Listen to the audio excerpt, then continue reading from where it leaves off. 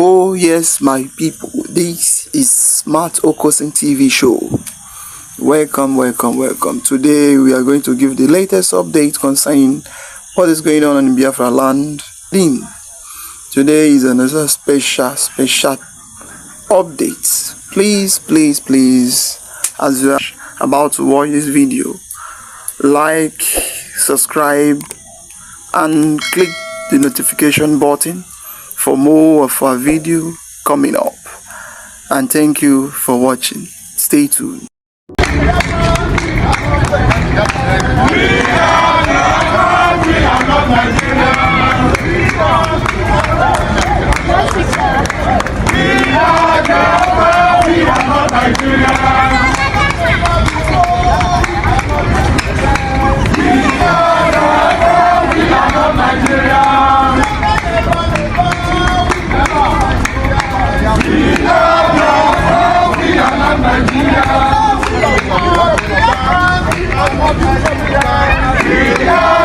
Hello, good about viewers. This is Satellite Media. Mr. Ashile Dubeka, let us examine a trending video in what look like more people joining some Ekpa to renounce Nigerian citizenship. We are seeing a group of Nigerians, perhaps the Biafrans, Igbos, chanting, "We are Biafrans, we are not Nigerians." It looks as if what a senator said, that the government should take action urgently before people start believing some Ekpa. It's like, it looks as if people already believe in him. It's not a matter of whether people have started believing him. The point is that, what is he trying to achieve? I saw something he posted recently, that people should not be attacking him because of the Biafran something that he knows that when the time comes, people will understand the direction he is going. But if you come to where I see he is trying to make a deep impact is on the diplomatic and the global level.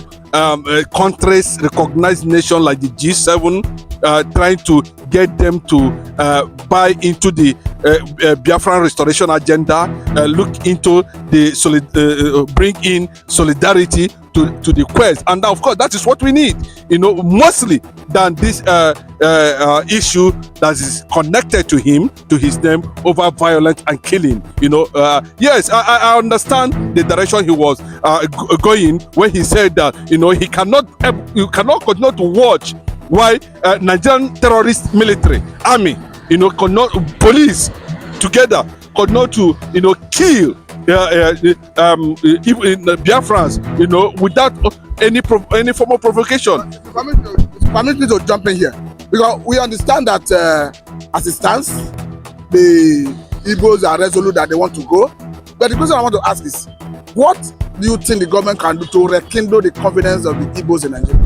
Lost confidence, when a man is full of overconfidence, he is open for sucker punch. Nigeria has been, showing some level of pride, some level of, deliberate marginalization and wickedness against the Biafrans.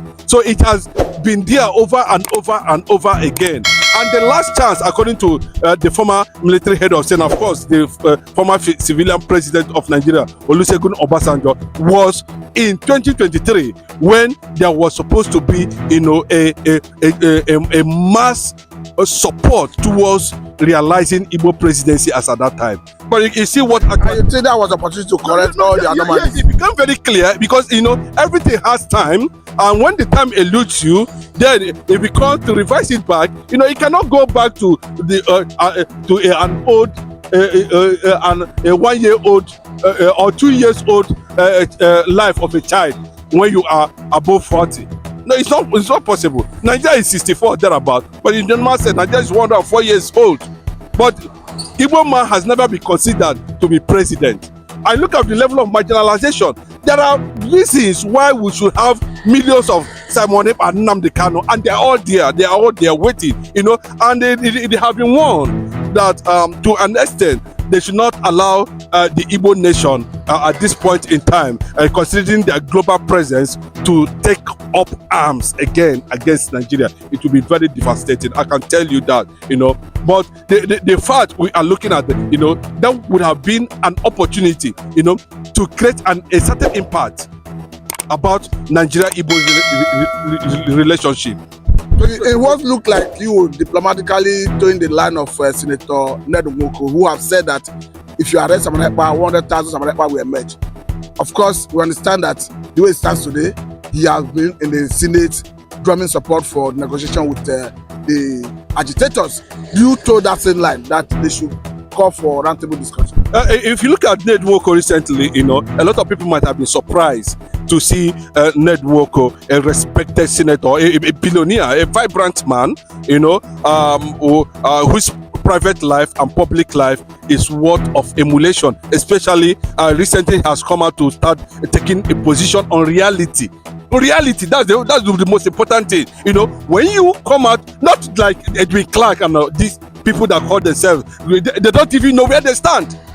But he has come out to tell you that anybody that is saying that Delta State is not Igbo, you need his head to be re-examined. He has continued to take a particular position because he knew that the resources that is coming from the Biafra land is being sabotaged and not even put to proper use in the development of Nigeria. Instead, the northern politicians or whatever they call themselves, share it unceremoniously and rubbish the usefulness of the resources coming from the Biafran land. So when you see somebody like Ned Nwoko taking a particular position on issues like this, then you begin to wonder, at what point did this awareness have to come to play? I believe the prophecy and the message of Mazin Nnamdi Kanu has been able to, have a deep feast in the consciousness of many Nigerians, especially those of them from the South. That's why we always say, it takes a Hamlet to produce a prince. Nnamdi Kanu is the prince that has come to define a moment that people need to know that the entire South and Southeast, have something deep in common. It's just like mother and child, and that is the fact. So I'm happy Ned Nwoko, who was also advocating for a creation of a state, yes, to join the East. You can see he's a balanced man. He's a balanced. In fact, I begin to admire him, because it looks like other people have been intimidated there at the National Assembly and the Federal House of Rem because of the fear of the northern this thing. They are still claiming 19 states. If you see the way they are bragging, 19 states. They always use this factor at every point in time. But I expected the southern senators, to rise up to the occasion, especially when it comes to this issue of tax reform. The North is not bringing anything to the table, but still they have the vast access to the oil reserve, gas reserve in the Biafran land. So anybody that sees this marginalization, over and over the years, and nothing is being done about it, will look at that issue and more likely support the position of Ned Nwoko, the serving senator, on producing 100 million, and of course, which is Ned Nwoko is one of them also, because anybody that is speaking the truth to power is like Simon Ekpa or Masina. Okay, now let me bring this angle, because there is a trending video where a Nigerian American military personnel was telling Trump, when Trump was the president, that should permit them to invade Nigeria, considering the suffering of the Biafrans, the Igbos. Of course, according to him, that he's a Nigerian, he's from an Igbo man, that the treatment that has been meted out to the Igbos, that is not comfortable. And we are seeing an election coming up in America, and Trump is already a candidate of one of the major political parties. Do you see Trump supporting Biafra in the event that he emerged the president of the United States of America this summer? Let me tell you, I think that is not something we are going to digest at this point, because the fact is that, Trump is Biafra and Biafra is Trump. That is the message there. That conclusion. Yes, because he have a relationship. He's been relational.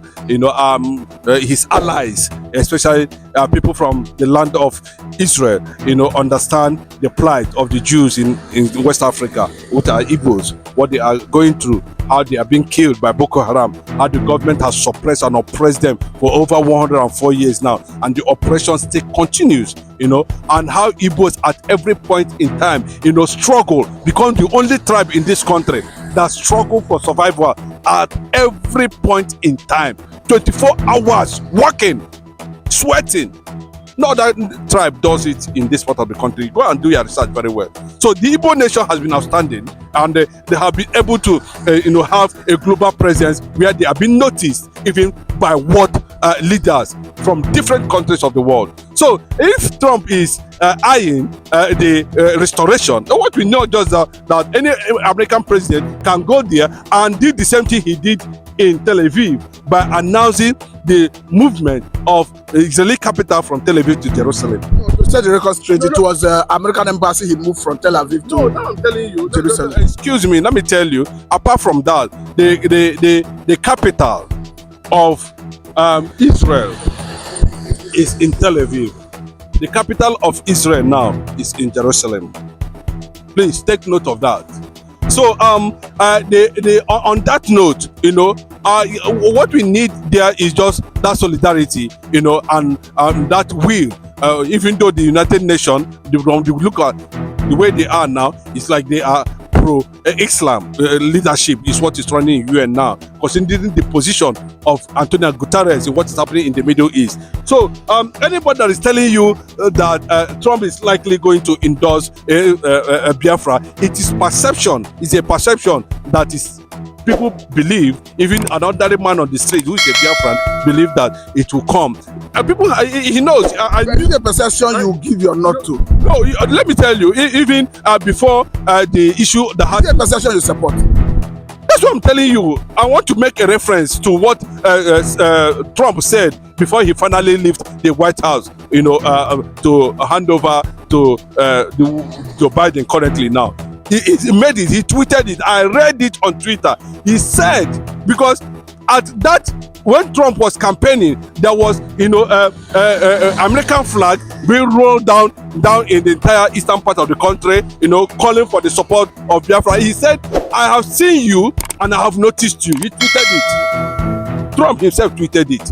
So that relationship which was established by the supreme leader, Mazi Nnamdi Kanu, by having the support, trying to get into the GOP members of the American Congress, which Simon Ekpa leveraged on, and you can see the first speaker of the whole world endorsing Biafran Charter. So it is not a hidden thing. If Trump goes in and said, okay, it is time, we have our 40 territories of the Biafran nation, it's okay. It will be a welcome development. And another thing is that where I am having that courage that Trump might likely do something at the end of the day is how he has been able to handle the American nation, trying to make sure that they come closer to reality that has to do with God, abolish this homosexual, abortion say, abortion no say. The Americans should be careful with the way and manner they select their leaders.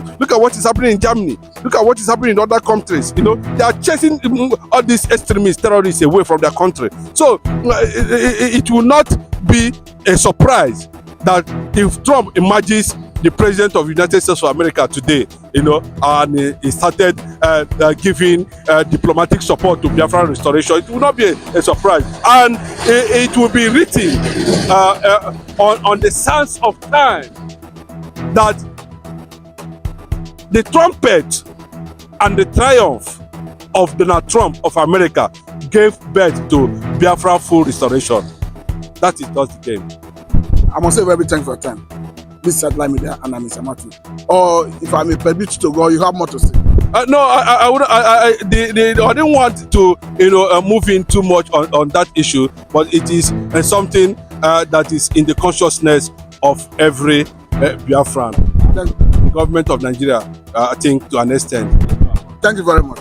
Thanks for tuning in to Smart Okason TV show. Don't forget to like, comment, subscribe, and share to keep the intellect flowing.